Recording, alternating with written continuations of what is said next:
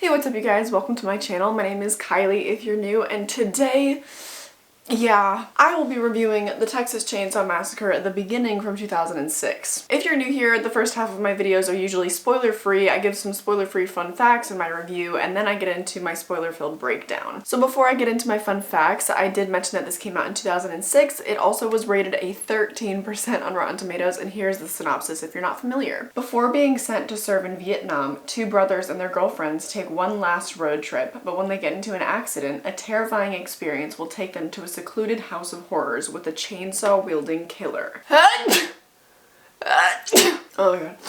Does anybody else get like winter allergies? What is this? According to the producer Brad Fuller, this movie did receive an NC-17 rating, and a total of 17 scenes had to be edited in order to get an R rating. The chainsaw that Leatherface uses in this film weighed 35 pounds. Taylor Handley, who played Dean in this movie, apparently impressed the director and the producers so much during his audition that he was hired basically right on the spot. If you're not familiar with the casting process, that is incredibly rare. It doesn't really happen. Producer Andrew Form and the actress Jordana Brewster did begin dating after this movie. Although technically they started dating during filming, but they kept it a secret from everybody else. They just didn't think that it would be professional to have a relationship while working around everybody, so they hung out in their trailer and just dated in secret. And then that very year in 2006, they also got engaged, and the very next year in 2007, they got married. They had their first child in 2013, and I believe they're still together. Arlie Emery's character mentions that he was in the Korean War, and in real life, he did serve in the military. Yeah, I'm saying his name wrong. I'm aware of that. Also, I just ate a fruit roll up. I do realize later on in the video that I'm saying it wrong. I actually struggle quite a lot with his name, so stick around. Watch me continually embarrass myself. Just kidding, I don't really get embarrassed and I rarely feel shame because we're all human. So not very many fun facts today, but I think that that's because this movie has sort of rightfully been brushed under the rug. There hasn't been a ton of interviews or like research done into this movie. So I guess that kind of spoils how I feel about it. Well, actually this thumbnail probably will too. I didn't really like this movie. This movie was definitely gross. It was sadistic, but it was never really scary. And I thought that its predecessor was. The 2003 remake actually did get me scared because I think that they developed a lot of time to building the atmosphere rather than having super over-the-top gore. Also, this movie was just such a letdown. I think it had a lot of really wasted potential because it was supposed to sort of set up the story. It was a prequel to the 2003 remake. We were supposed to get all these answers about this family, which we did sort of. It was minimally interesting though. I think it could have been way more fleshed out, way more wild.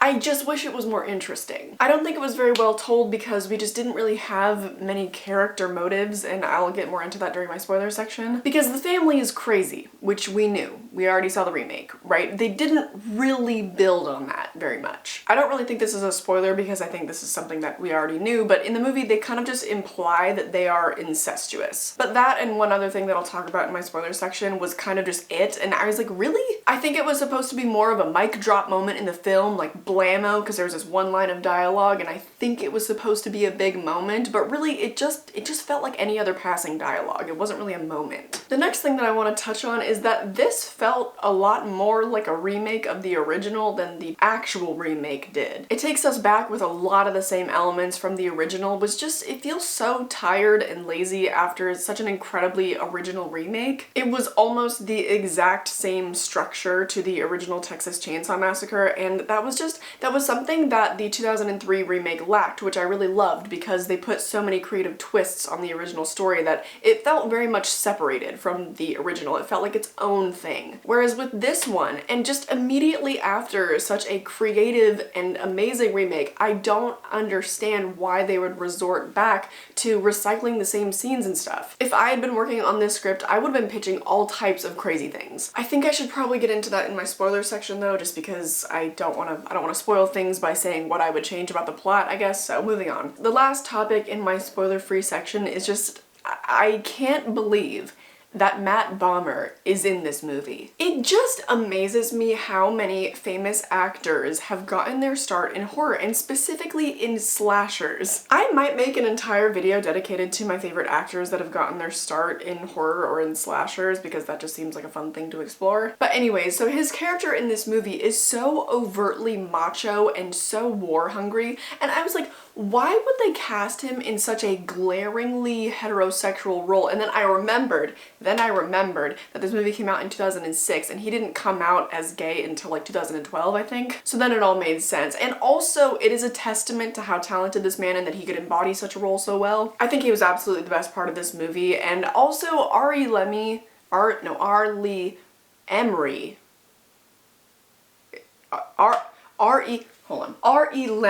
No, that can't be right. I said it earlier. R.Lee Ermey. No? What? It's Ermey? R.Lee Ermey. Okay, so I was saying it wrong earlier. I'm not gonna fix that. So Matt Bomer and R.Lee Ermey were the best parts of this movie. I thought that the rest of the acting was pretty mediocre. It wasn't bad by any means, it was just mediocre. But some concluding thoughts before I move on to the next section of this video. I think just overall, this movie felt lazy and it was a little bit too over the top for my taste. If you've been around on my channel, I am not really attracted to gore. I don't really look for that in my movies, but I do make exceptions when it enhances the movie in some way, if the plot is very strong and it, you know, just helps the plot. In this movie, the plot was so weak that I just was so tired of the gore. I was not having a good time with it. However, if you are a gore hound, I keep saying hound. If you are a gore hound and you don't mind a weak plot, I would actually highly recommend this movie to you. I think you would really like it. But for me, I just think that this movie was not creative. It relied too much on scenes and different, you know, horror tactics from the original. Just felt very lazy and I did not like the gore. So that is that. I'm gonna go ahead and move on to my spoiler-filled section. So if you haven't seen this movie, I recommend clicking off. Unless you don't care about spoilers, then carry on. So I actually have some more fun facts, but these do contain spoilers, so to kick it off, the cow that gets hit by the Jeep in this movie was actually made of fiberglass and filled with blood, fake entrails, and fake bones, and then it was all screwed together. That was a wild moment. That was really upsetting because I think those practical effects looked really good because it absolutely looked like they were just railing into this cow on the road. It was terrible. When Eric gets saran wrap wrapped around his face, that is actually real. Matt Bomer did in fact have saran wrap around his face. They left a really small gap under his chin so that he could partially breathe, but it didn't help very much, and so to indicate whenever he was having trouble breathing, he would knock his knees together. Marietta Marich came up with the idea to sing Hush Little Baby at the dinner table, and the director, Jonathan Liebesman, thought that that was one of the creepiest things in the movie. And finally, Bailey's throat-slitting scene at the dinner table was filmed 9 different times in various ways. So that does it for the fun facts. Now to get into my spoiler-filled breakdown. Again, if you're new, I just kind of go by the major plot points and break everything down. So to kick it off, I did actually like the opening credits because I really like the music in this movie. I don't know if they changed it up from the 2003 remake or if it's the same music, but I really liked it. So the opening of this movie I was actually quite a fan of. But I think that this was the very first film of the franchise that didn't have the rolling narration, right? Did they have the text on screen? I don't know why, but I can't remember that. So that opening was nice, but then when the actual movie started, do you want to know the very first note that I made about this movie? I said, ew. That opening scene was so vile, and tell me why it reminded me so much of Seed of Chucky. That birthing scene, I don't know. And then the opening scene introducing our characters was so sexually charged, but like, I couldn't really figure out why though. It was so heavily established that these were very sexually charged characters, and then that wasn't carried out through the rest of the movie. And surprisingly, the women were not really objectified at all for the rest of the movie, so they just like crammed all of that nonsense into the very beginning, I guess. Which again, I just think is really lazy writing to have to objectify the actresses like that, and it's even worse when you just cram it all into 2 scenes. I also recognize now it would be pretty hard for them to be any type of sexually charged throughout the rest of the movie because they are being butchered like animals. But then it's like, why establish them that way at all then? Oh wait. Because Michael Bay produced the movie. Oop! This sort of brings me back to what I was talking about during my spoiler-free section because I want to kind of explore what I would have pitched for the plot of this movie. For one thing, I might not even have had the characters of this group of young adults that comes in to get slaughtered because that's just, it's easy, right? It's so predictable. What I would have done, which was semi-explored in this movie, is I would have loved to have the family kill off, you know, various members of the town and slowly take over the slaughterhouse, the stores, the gas station, whatever. whatever. I think it would have been a fresh take on it just because it would have explained why this family runs this entire little, I guess it's kind of a rest stop area. It's not a town, but they run the whole thing. So something like that. I might get into that more later in this video, but I just think that having such a basic premise really limited them, and then they just relied on all the original scenes of the original movie. My next topic is all of the war commentary in this movie because it was just a little bit weird to me. I don't even really know what I'm going to talk about right now. I just kind of want to work through this with you guys. It was kind of bluntly making commentary on the way that,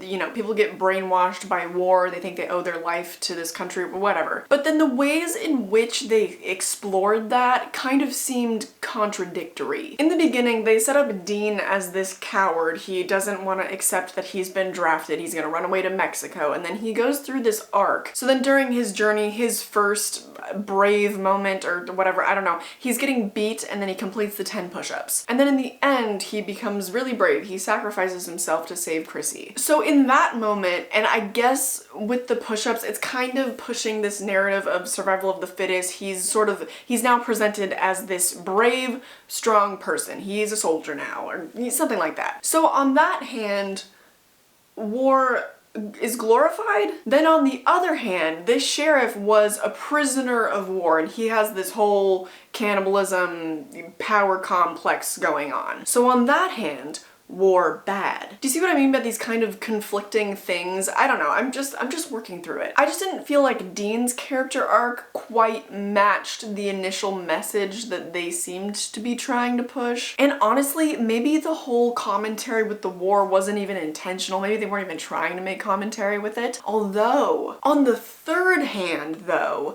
everybody dies in the end, which is an extreme parallel to war, because then it's like, what was all the fighting for? What was it all for then? All of that fighting to stay alive, what was it for?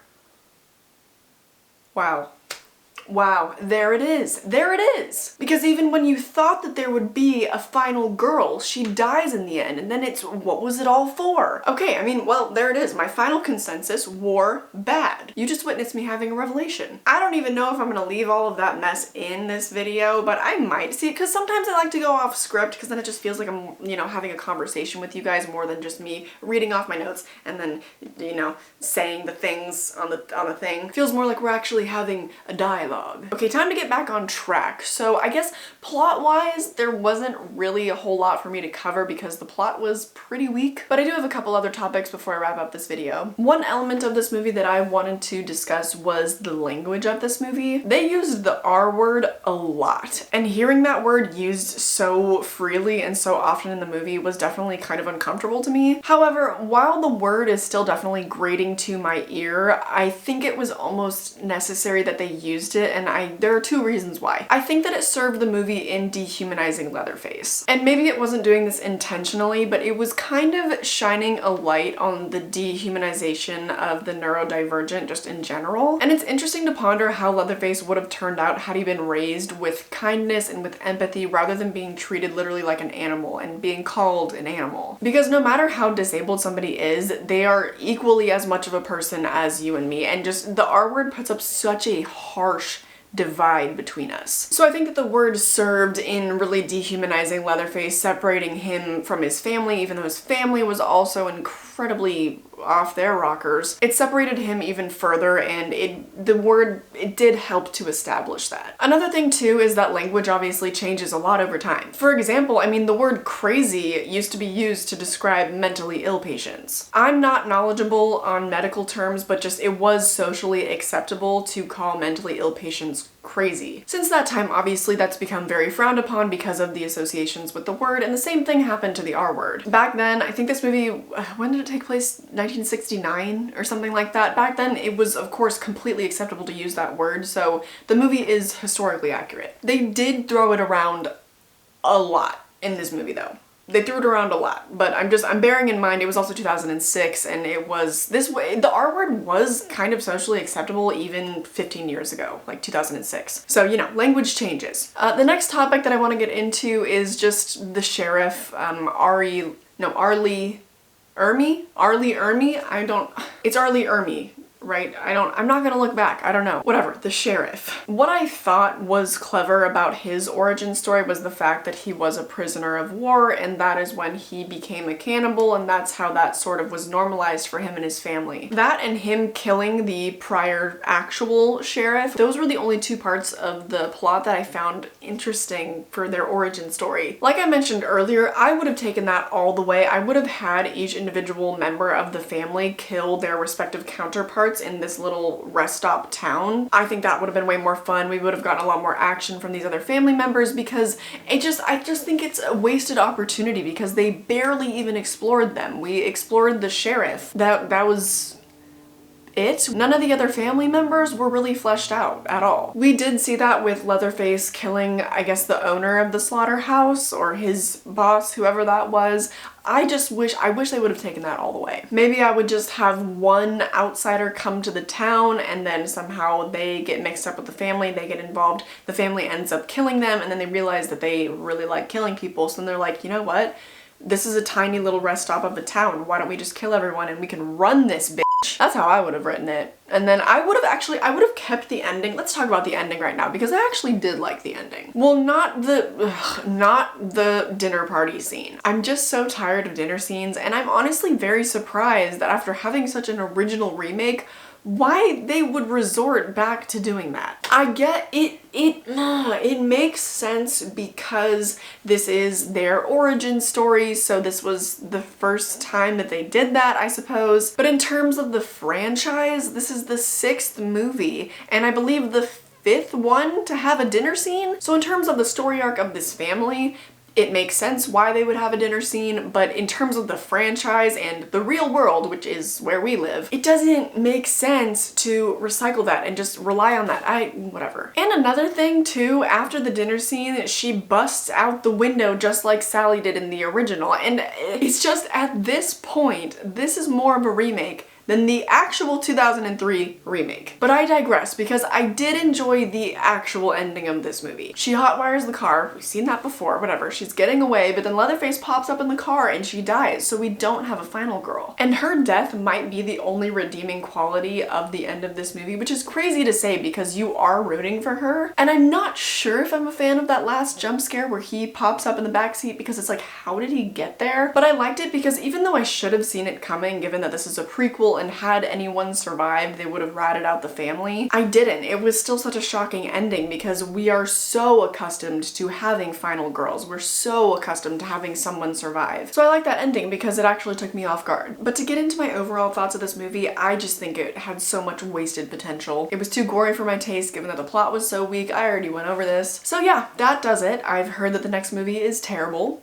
Can't wait. As always, feel free to respond to any of the topics that I covered in this video down in the comment section. If you agree that I will probably hate the next one, which I think is Texas Chainsaw 3D, or is it just Texas 3D, definitely let me know. Let me know if you'd like a reaction to that one. I wasn't really planning on it, but if it's gonna be that bad, maybe it'd be interesting to do a reaction, or on the other hand, it could be really boring. You let me know. I guess I'll just end this video saying that I hope you're looking forward to another negative review next week. Peace.